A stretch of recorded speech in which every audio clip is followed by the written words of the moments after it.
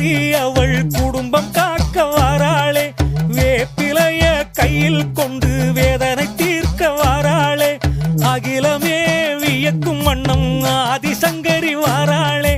எட்டு திக்கும் இடி முழங்க ஈஸ்வரியும் வாராளே, கோடி ஜனோ சூழ்ந்திருக்க கூட்டத்திலே வாராளே, தென்றல் வீசும் தோப்புக்குள்ள திரிசூலி வாராளே, வாராளே அம்மா வாராளே, எங்க பார்வதி அம்மா வாராளே, வாராளே அம்மா வாராளே, இந்த உலகை காக்க வாராளே.